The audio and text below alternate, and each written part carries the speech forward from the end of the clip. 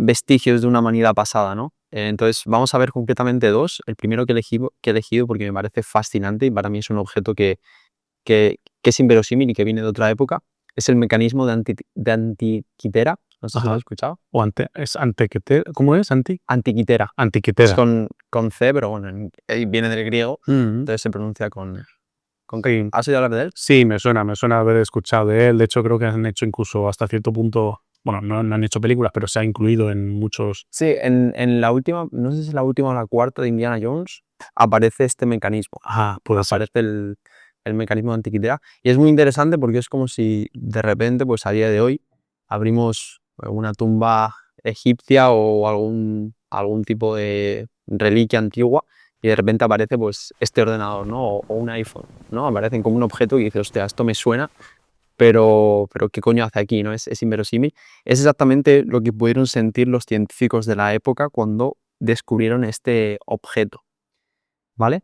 Al final estamos en 1900 y los que lo descubrieron eran unos pescadores de esponjas, ¿vale? Típica esponja para bañarte, pues eso, aunque parezca que no, viene del mar, ¿no?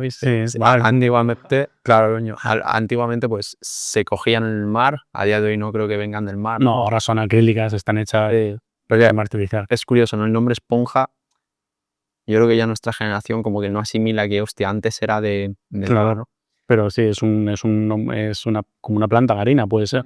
Una planta que crece en el mar y es como una especie de coral, supongo. Eso es. Sí. Justo, pues estos pescadores estaban haciendo su pesca rutinaria, ¿vale? Y por una tormenta se fueron desviando a más de 50 kilómetros de donde estaban y pues llegaron a un lugar en el que no había tormenta y se pusieron a pescar en esa zona, ¿no? A hacer sumergirse. ¿Cómo pescaban las...? Era sumergirse y la zona. Sí. Entonces ahí fue cuando de repente a 45 metros, ¿vale? De profundidad. Cerca del mar Egeo, en Grecia, en Antiquitera, justamente, es donde encuentran un barco mercante hundido, ¿vale? De la época, ¿no? O sea, de la época. ¿De qué época? 70 años antes de Cristo. Hostia, casi nada, ¿eh? O sea, ¿y esto se encontró en los años? Esto se encontró en los años 1900. 1900, o sea... Hace 126 años. Y era un barco, ya en ese momento era un barco de casi 2000 años. Claro, es que esa es la cosa. Al final, el fondo marino, que al final 45 kilómetros hacia abajo, vale, es mucho, pero... O sea, 45 metros en profundidad. Eso, perdón, sí. No es tanto realmente, ¿no? No es ninguna locura, ¿no? Claro. Viendo que hay sitios de 2, 3 kilómetros, incluso más, ¿no? En el océano. Claro. Y bueno, luego las fosas de las Marianas, que son 11 kilómetros, si no recuerdo mal, es el punto más profundo del planeta. Una locura. No, es heavy metal, claro. O sea, imagínate lo que hay por ahí. O sea, no sé, si ya es difícil explorar a 40, 50 metros, y de eso hay, no sé, es un montón. Claro. Imagínate. Pues justamente estos pescadores encuentran este barco mercante hundido y encuentran pues estatuas de mármol, joyas, cuencos de vidrio, muebles de lujo. Se hicieron de oro. Le tocaba la lotería. Regalaos, mis amigos. La lotería y realmente pues vieron este objeto, ¿vale? El mecanismo de Antiquitera, que realmente al principio era como, bueno, pues... un objeto más. Si hay una estatua de mármol, pues, o joyas, como que no le hay tanto valor a esto, ¿no? Y era un bloque de metal corroído, de bronce, del tamaño, pues como si fuese un libro muy grande o una caja de zapatos, sin aparente forma, ¿vale? No sabían qué eran, pero igualmente, pues... ¿Se lo encontraron ya como se ve en imágenes? Ok. No, aquí hay algo interesante. ¿Hay imágenes de cómo estaba antes? ¿Se puede ver cómo? Hay imágenes de cómo estaba antes. Vale, bueno, pondremos las iremos viendo, son muchas imágenes, y lo que hicieron directamente fue llevarlo al Museo Arqueológico de Atenas, Museo Arqueológico Nacional de Atenas. Sí. Y aquí empieza un poco pues lo increíble, ¿no? Porque no fue que hacen este encuentro y de repente pues han descubierto una máquina no muy precisa de algo que ahora vamos a comentar, sino que durante 50 años estuvo en el museo. Ahí estaba parado, ¿no? Ahí estaba y realmente no entendía la gente lo que tenía delante, ¿vale? ¿Qué pasó? Unos meses después de dejarlo en el museo, ¿vale? De repente se empezó a agrietar. Ok, claro, porque eso sería como una especie, porque es más o menos de grande como un libro, ¿no? Sí, como un libro, una caja de zapatos. Claro, entonces si está todo cubierto de roña y de óxido y no sé qué. Y también de estar en el fondo del mar, que las condiciones son muy diferentes al luego estar arriba, pues claro que esa descompensación, ¿no? Entonces se empezó a aridar y por dentro empezaron a aparecer como, bueno, cosas muy curiosas Como para la época. aparatos. Primero eran 30 engranajes Eso, de engranajes. bronce, como si fuesen relojes mecánicos típico de relojero, muy exactos, muy precisos. Y pues ruedas dentadas de precisión, con hilos.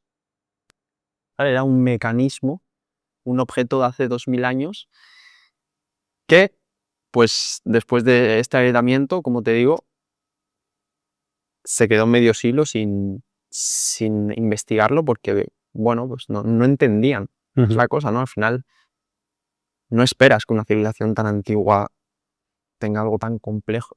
Claro que no exista. Claro, porque ya en 1900 ya hablábamos de, bueno, en plena industrialización, ¿no? En plena revolución industrial, engranajes, vapor, ¿no? Motores de combustión, ya empezamos a tener cosas muy tecnológicas, bueno, más que tecnológicas, eso, muy industriales, ¿no? Claro. Y mira, justo, que es un poco, vamos a hablar ya qué hace este objeto. Ujú. En 1848 se creó la...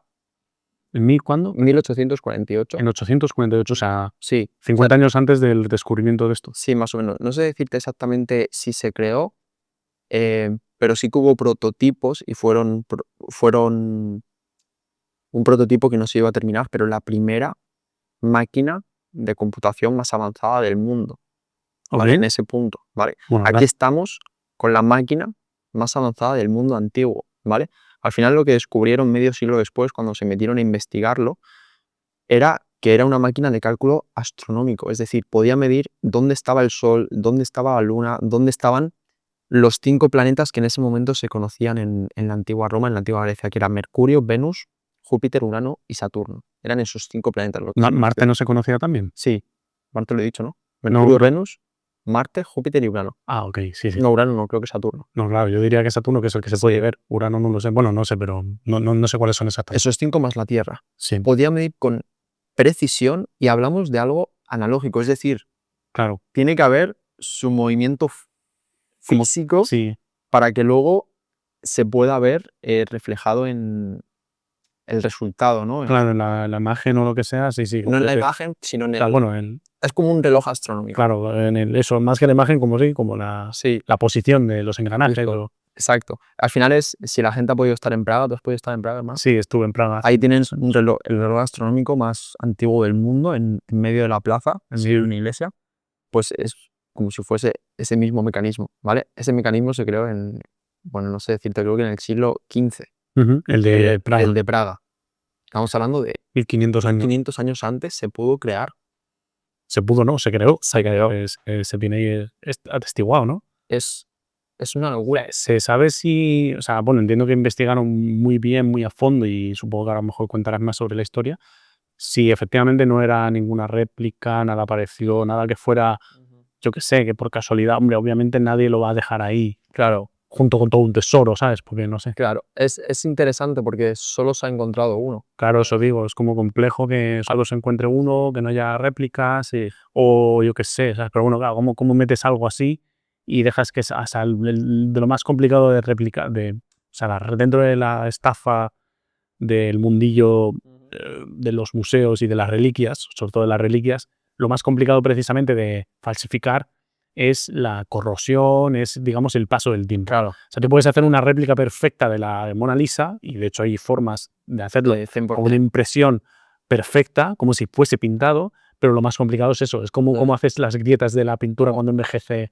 Como que el tiempo deja rastro, ¿no? Claro, eso es, y es muy complicado de replicar eso. Sí, sí. Aquí lo que se habla, ¿vale? Al final era un barque mercante. Se entiende que era de una persona muy rica. Entonces, puede ser como un encargo específico de alguien, ¿vale? Y, es decir, ¿cómo se dice? A dedo, ¿no? Un encargo no es que se haga en masa, ni mucho menos. Ya. Se teoriza que no se habla de Arquímedes, porque Arquímedes vivió 200 años antes de la creación de este objeto. ¿Cómo se sabe la datación de la creación? Sí, al final por los materiales que hubo en el barco, los rastros del barco mercante. Claro, pero ese barco podría llevar eso, entiendo, de antes. A lo mejor ese objeto podría haber estado hecho antes. Claro. Y que fuera una reliquia familiar de no sé quién y que entonces se mandara en el Mira, barco. de Arquímedes, por ejemplo, en sus escritos aparece una versión muy primogénea de este objeto, pero muy primogénea, es decir, no pudo ser de él porque le faltaban muchos mecanismos para ser tan exacto. Entonces se teoriza que pudo ser de discípulos de Arquímedes. ¿Vale? Arquímedes, uno de los matemáticos Más importante, si no el más importante de la historia de la humanidad. Sí, probablemente, ¿no? Junto a Pitágoras, te diría, Ahora sí. en esa época, bueno, abundaban los... La verdad que una época fascinante, ¿eh? Algo claro, abundaban porque cuando no están investigadas las matemáticas no es como, entre comillas, no fácil, pero me refiero que si ahora mismo explorásemos el espacio, pues claro, como nadie lo ha hecho, pues todo va a ser un descubrimiento. Sí, pero brutal, ¿no? bueno lo que tú dices, pero yo pienso que en cuanto más virgen es ese campo, Más difícil. más difícil es acceder a ese punto. Entonces, como que siempre está al mismo nivel de complejidad en cuanto al conocimiento que tenemos propio. ¿Me explico? Sí, eso es verdad. Aunque sí que es cierto que eso, que hoy en día la física, claro, como se fundamenta tanto en otros avances, ¿no? Como que es más fácil, entre comillas. Bueno, llega un punto que llegamos a una meseta, pero al principio es exponencial, ¿no? Cuando sale esa chispa, cuando ya empiezas cuando sacas ese escalón, ya enseguida. Pero bueno, sí, definitivamente, vamos, unos genios. Unos genios. Al final, este mecanismo en una cara te mostraba el posicionamiento del Sol, la Luna, los planetas, ¿vale? Incluso hay una cosa bueno, se llama, ¿cómo se llama? Ahora no me acuerdo el nombre exacto, anatomía lunar o... Bueno, que la Luna, por ejemplo, no tiene un ritmo constante en el espacio, en el cielo. Es decir, hay momentos, imagino que si está muy cerca de la Tierra, como que la presión gravitacional le arrastrará un poco, no sé exactamente cómo hacerlo, no somos expertos. no soy científico como el MMS, pero bueno, que la Luna no tiene un ritmo constante. Hay épocas del año en las que va más lento y épocas del año en las que va más rápido. Sí. ¿Vale? Este mecanismo podía, mediante una especie de mecanismos de herradura, perno, hilos dentados, imitaba ese baile regular. O sea, Caliente. tenía en cuenta el mecanismo. Tenía una especie de sistema para poder medir a la velocidad que iba la Luna. Claro, para ponerse al ritmo de la Luna, ¿no? En función de su macho. Eso es increíble, ¿eh? Es una locura. Porque hoy en día lo hacemos todo digital, como, bueno, sí, una aplicación nos lo dice todo, pero en esa época, ríete tú de... ¿Sabes? Una locura. Y en la otra cara del calendario del mecanismo antiquitera era un calendario, ¿vale? Meses, días y predecía los eclipses del Sol y de la Luna con años de antelación. O sea, al final ten en cuenta en esa época lo importante que podía ser pues la luna llena para plantar un cultivo, ¿no? O la luna nueva, ¿no? Alguna vez creo que esto lo hemos hablado tú y yo, mi abuelo me contó cómo pues hace 100 años, aquí en España, su padre tenía muy en cuenta a la hora de cortar los robles si había luna llena o no había luna llena. Si había luna llena y cortabas el roble sangraba un montón, es decir, soltaba mucha resina, el árbol era más duro, la madera era más dura. Si lo hacías en una nueva, era mucho más blando, había, ¿sabes? Como que al final la luna es el latido, ¿no? O el latido de vida, de la vida, ¿no? De hecho, hay estudios que se demuestra que hay más accidentes en luna llena, las mujeres muchas también, el ciclo menstrual va con la luna, entonces es como si fuese el latido de la vida. El ritmo de la vida. Pues Sí. imagínate en esa época que estábamos más conectados, yo creo, ¿no? Claro, no teníamos otra forma, mejor dicho, de estar conectados. Claro, a ver, es complejo, es un poco, podríamos entrar luego también en la parte escéptica porque es verdad que no hay estudios. Esto es lo que me sorprende, tío, que no hay estudios que, o sea, como que es complicado. Bueno, a ver, y esto también es un punto, digamos, que es, ¿cómo decirlo?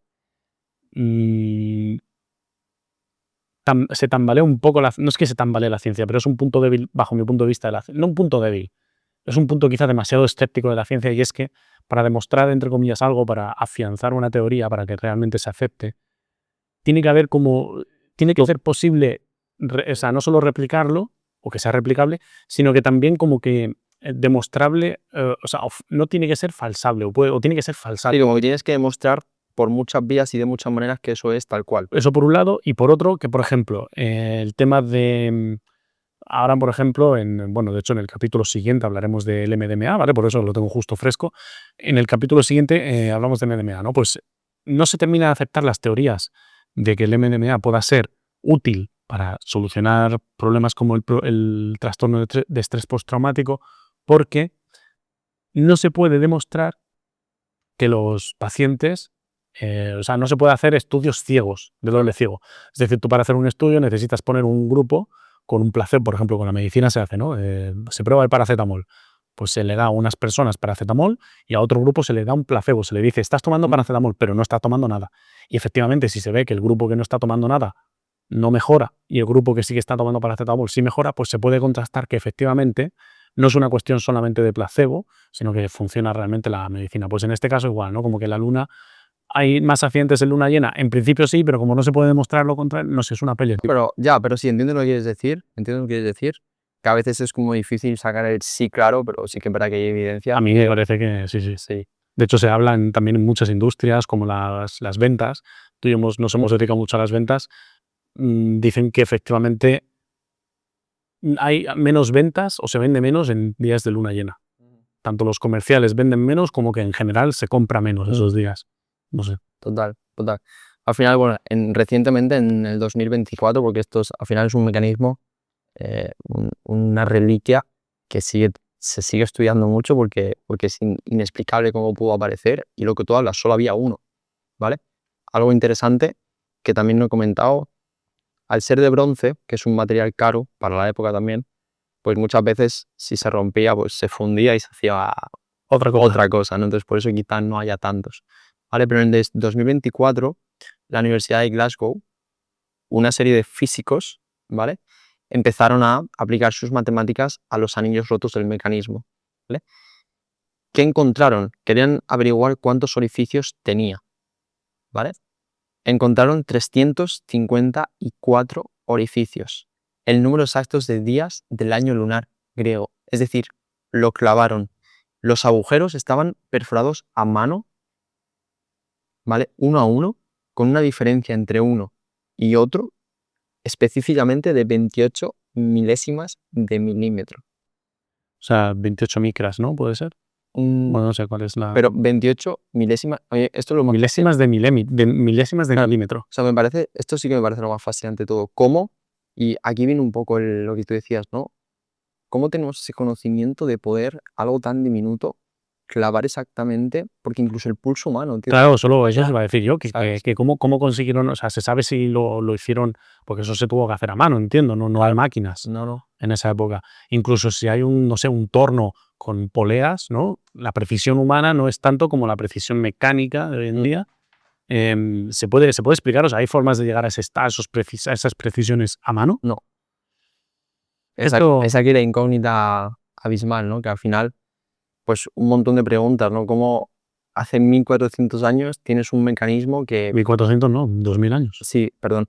Cómo hace 2000 años tienes un sistema tan complejo de replicar que luego no aparece hasta 1000 tantos años después. ¿Cómo explicas exactamente esto? El tema de la precisión milimétrica que esté conectado con la luna, al final son temas fascinantes. La realidad es que la máquina existe, está ahí, en Grecia, funciona, sabemos para qué servía. ¿Para qué se pudo construir o qué utilidad se le daba? Pues no lo sé, porque solo había una, ¿no?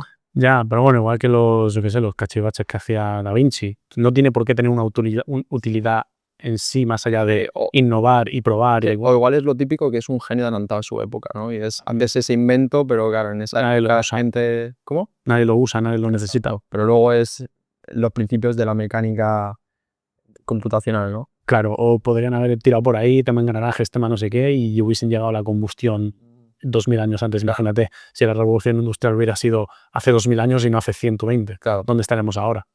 Claro, entonces, bueno, a lo mejor muertos porque... calentamiento global. No, pero a ver, me parece, no sé, fascinante, increíble que un objeto tan peculiar, como tú dices, aparezca en la historia sin poco dejar rastro, sin no sé, sin más, claro, porque no sé, tú inventas algo, Da Vinci dejaba mucho escrito de lo suyo. Entonces, que no haya ningún registro de eso hablamos. o sea, hace 2000 años el conocimiento ya está muy difuso, ¿vale? Pero no tanto.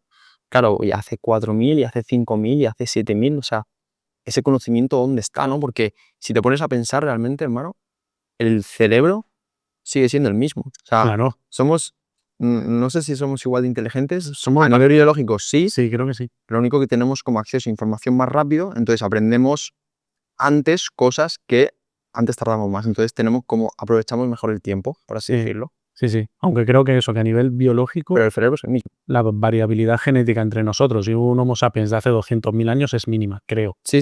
Si no me tiro ningún triple hasta donde yo he investigado. Lo único es la capacidad que tenemos de aprender de cabeza ajena, de leer un libro y entender pues en una semana algo que igual otra persona hace 10.000 años tardó una vida. Entonces, bueno, ese es el primer objeto marítimo. Bueno, alucinante. A mí es que no sé, me surgen tantas dudas de eso también, en plan, de nuevo, ¿cómo es posible? O sea, en mi cabeza lo que me insta es a investigar más, no a decir, porque esto lo que me jode, entre comillas, quiero decir, me da rabia que en el sector arqueológico suele ser un sector, bueno, el sector científico en general, ¿no? Suele ser una industria muy tiquismiquis, que yo lo entiendo, ojo, que yo entiendo que precisamente la parte fundacional de la ciencia es el escepticismo, ¿no? Y bueno, vamos a probar todo de la mejor manera posible y es como la mejor, teóricamente, la mejor herramienta para entender el mundo, no sé qué. Hay quienes dicen, yo no me voy tampoco al punto extremista de, no, la ciencia, toda ciencia es una pseudociencia, incluida la ciencia. Aunque bueno, que en teoría se dice que sí, pero, bueno, se dice. Algunas voces dicen que sí. Pero sí que es cierto que me da rabia eso, cómo no se investiga más, cómo no se teoriza, oye, por lo menos abrir la puerta a quizá no éramos tan tontos, bueno, no, ya se sabe Sí, que no pero éramos tan tontos, pero eso suele pasar mucho en la ciencia, pero en este caso no te creas, porque la realidad está ahí, el objeto está ahí, los agujeros están, o sea, en este sentido, a eso me en refiero. 2024 siguen haciendo experimentos, siguen tratando de explicar. Claro, La pregunta es, ¿la ciencia puede explicar todo aquello que ve? coña. No porque tú no puedes ir al pasado a ver qué hostias pasaba allí, ¿sabes? Bueno, claro, en este canal hemos hablado mucho, largo y tendido de sustancias o meditaciones o Claro. herramientas de la conciencia para acceder a cosas que en teoría son inaccesibles.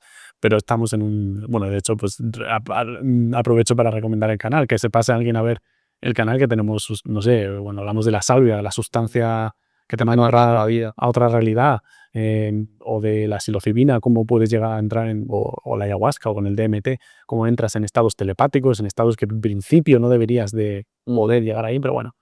Pero la ciencia en sí, no, en principio, no tiene forma de saber si, pues eso, de tener una pantalla y ver cómo vivían hace 2000 años. Sí que tenemos muchos escritos, claramente sí, ¿no? Y entiendo que, obviamente, no soy de los que piensa que hace 2500 años teníamos coches, porque si no, objetivamente hablando, pienso que habría mucho escrito, pero claro, que hubiera ciertas perlas como esto, ¿no? Que son desconocidas o no tienen mucho sentido en su época, a mí es que me hace, no sé, me hace dudar mucho de la versión oficial de, bueno, estos eran unos simples campesinos, habían 4 filósofos y 4 matemáticos muy chulos y muy listos, pero ya está, ¿no? Como que el resto eran normalitos. Sí, No lo sé. A ver, obviamente... yo como lo veo que son genios incomprendidos de la época que pues en ese momento Hmm.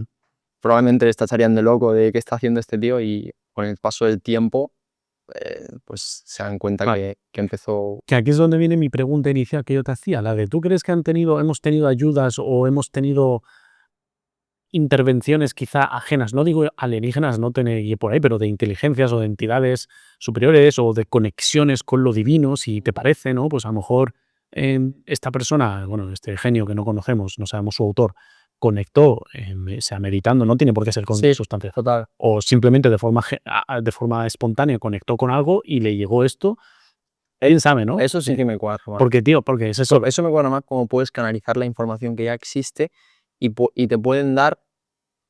Al final, si a ti te dan un resultado de algo, No sé yo, ¿eh? si te dan un resultado de algo, Puedes llegar a la... puedes llegar a ese fin. No sé, ¿eh? Solo con el resultado. O sea, a ver, Porque tú le das un Lego a una persona, lo dejas que lo estudie y luego lo rompes, le quitas las piezas y sin ninguna instrucción, ¿tú crees que llega? hombre, depende de la persona. Ya, bueno, Genios que, ya. tío, mira, yo te vi un caso, un tío le da una vuelta por Nueva York en helicóptero, una vuelta, y supo dibujar Nueva York, hermano, lo que vio. Sí, ¿no? O sea, hay gente para todo, hermano. Bueno, ya, pero ¿quién te dice que yo no estuvo luego 6 años en su casa dibujando en Nueva York? Mira, bueno, pero es... mira, te paso el vídeo y lo ponemos, porque es fascinante. Pero me refiero, como que yo sí que pienso que pueden canalizar ese tipo de información, ¿no? De un conocimiento no racional, ¿no? Sino que está inscrito en la conciencia o en el alma. O Claro, como que solo tienes las ya, supongo que sí, pero bueno, y que canalizas también la forma, como la técnica de hacer agujeros milimétricamente perfectos. Es lo que te decía, tú vas al qué, no al cómo.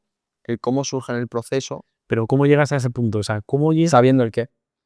Pero si sabes el qué, o sea, yo por mucho que vea un caballo, yo no sabría diseñar los órganos que quepan perfectamente, me refiero, o sea, es algo tan complejo. ¿Se te dan una vida para ello? ¿Una? Una vida.